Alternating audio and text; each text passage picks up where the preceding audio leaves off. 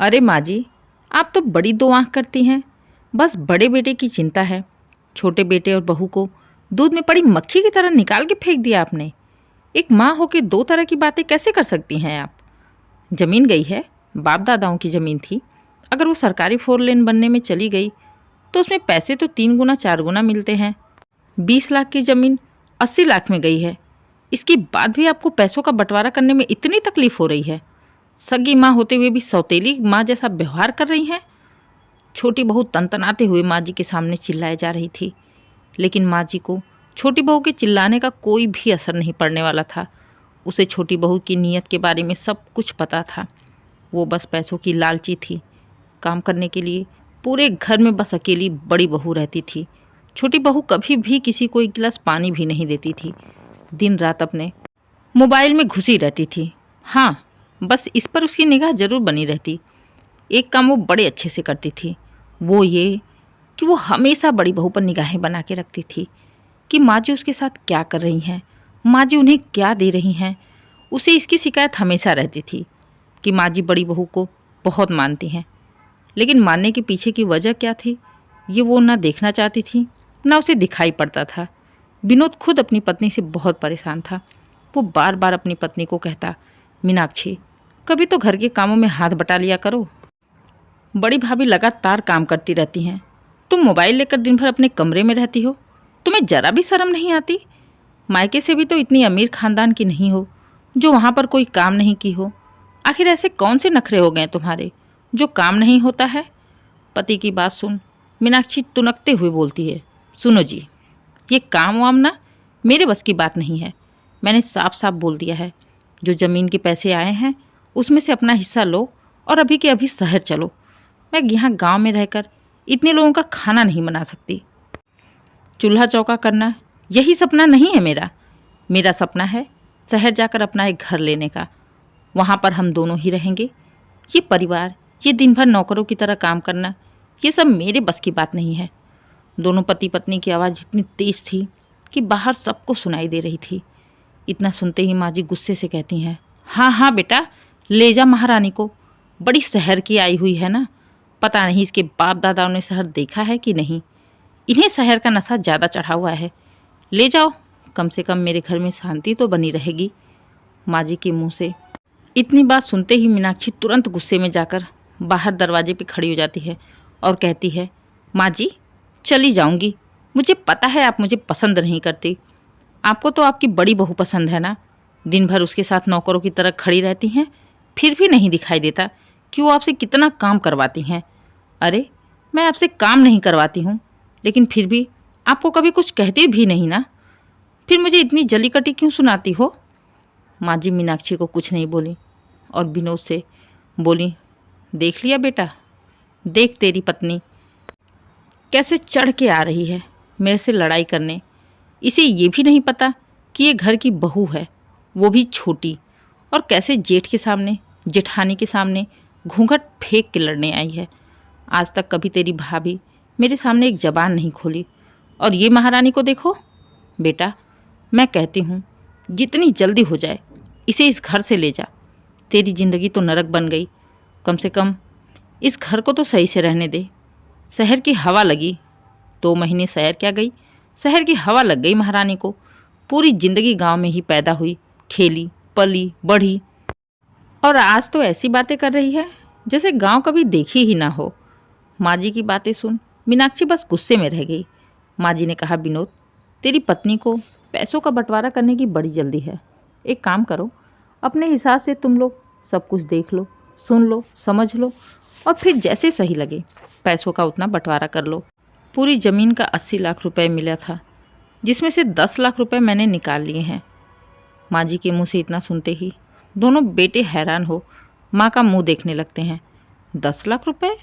लेकिन क्यों माँ? दोनों ही एक साथ बोल पड़ते हैं।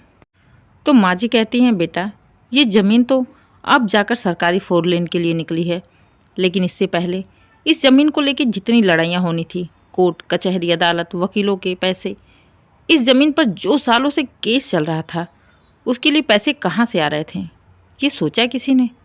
उस समय घर की हालत भी अच्छी नहीं थी, ना घर में इतने पैसे थे, ना इतनी कमाई थी कि हर महीने कोर्ट कचहरी के चक्कर में पैसे उड़ा दो और घर के खर्चे भी चल जाएं।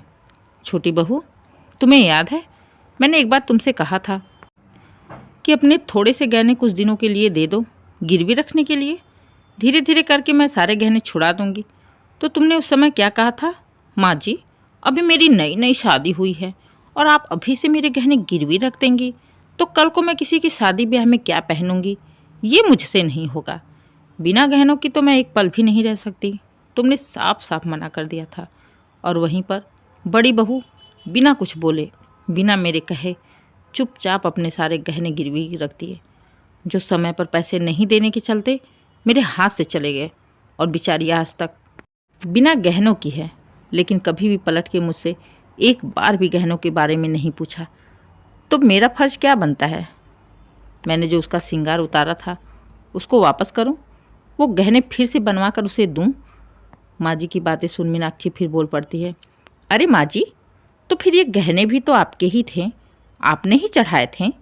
कोई भाभी के मायके से तो नहीं मिले थे गहने, आपके गहने थे, आपकी मर्जी, आपने जो किया। फिर इसमें बदले में देने वाली कौन सी बात हो गई? माँ जी मुस्कुराते हुए बोली, मुझे पता है छोटी बहू, तुम बहुत शातिर दिमाग हो।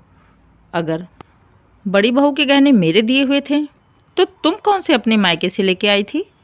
वो भी तो मेरे ही दिए हुए थे। तब तो तुमने वो गहने वापस नहीं दिए, और आज बड़ी बहू के गहने बनाने की बारी आ रही है तो तुम्हारे कलेजे पे सांप लौट रहे हैं। मैंने अपना फैसला साफ साफ सुना दिया है। 10 लाख रुपए के बहू के गहने बनेंगे, सूद और मूर्त के साथ। और रही बात 70 लाख के, तो उस 70 लाख में 3 हिस्से होंगे। 3 हिस्से? माँ जी, इससे अच्छा तो आप हमें बिना पैसे के ही वापस भेज दें, हम कहीं और चले जाएंगे। अब आपके मन में क्या है वो मुझे समझ में आ गया। आप हमें कुछ देना ही नहीं चाहती, सब कुछ अपनी बड़ी बहू को ही देना चाहती हैं। मीनाक्षी लगातार माँ जी से पैसों के लिए लड़ाई कर रही थी। वहीं पर उसके जेठ, उसकी जेठानी, उसका पति सब चुपचाप बैठे हुए थे। विनोद भी अपनी पत्नी को बार बार मना करता है, लेकिन मीनाक्षी मानने वाली कहाँ थी। वो तो लगातार बोले जा रही थी। अंत में माँ जी ने गुस्से में कहा, छोटी बहू, आज तक तो तुमने मुझे अपने हाथों से एक कप चाय नहीं पिलाई है, एक गिलास पानी नहीं दिया है। चाय की तो बात ही बहुत दूर है। एक दिन भी रात को मेरे पाँव की मालिश की, मेरे पैर दबाए, या किसी दिन मेरी साड़ियों को धुला है तुमने? ना ही किसी दिन मेरे सर पर तेल लगाए हैं तूने। ऐसा कोई भी एक दिन बता दो जो तुमने बहू होने का फर्ज निभाया हो मेरे साथ। तुम्हें ये भी लगा हो कि मैं तुम्हारी सास हूँ। और वहीं बड़ी बहू रोज़ रात को बिना मेरे पैर दबाए सोने नहीं जाती है, बिना मेरे सर में तेल लगाए सोने नहीं जाती है। टाइम पर चाय, पानी, नाश्ता, खाना सब कुछ देती रहती है। मजाल है कि कभी कुछ कह दो तो आंख उठाकर भी देख ले। जबान लड़ाने की तो बात ही दूर है। मेरा फैसला साफ साफ है, इन पैसों के 3 हिस्से होंगे और मेरा हिस्सा मैं किसे दूंगी किसे नहीं दूंगी वो मेरे ऊपर है। कहते हुए माँ जी ने उन पैसों के 3 हिस्से कर दिए। 80 लाख में से 40 लाख लेने के सपने देखने वाली मीनाक्षी उससे भी कम पैसे लेके अपने पति की वजह से लाचार थी, क्योंकि उसका पति विनोद, उसे कोई भी फर्क नहीं पड़ता था कि कितने पैसे मिले हैं। उसे बस उसके माँ के फैसले पर खुशी थी, और ये खुशी उसकी माँ के संस्कारों की वजह से थी। मीनाक्षी तो दूसरे के घर से आई थी, लेकिन विनोद तो अपने घर की स्थिति को अच्छी तरह से समझता था। बड़े भाभी, भैया उसके माँ बाप के समान थे। अगर विनोद एक बार भी कह देता कि उसे 40 लाख चाहिए तो भैया उसे अपना हिस्सा भी दे देते। उसे ये भी पता था कि अगर कल को मेरे ऊपर कोई भी मुसीबत आई तो मेरे भैया भाभी मेरे लिए खड़े हैं। इसलिए कुछ पैसों के लालच में आकर मीनाक्षी की तरह मैं अपना रिश्ता नहीं बर्बाद कर सकता।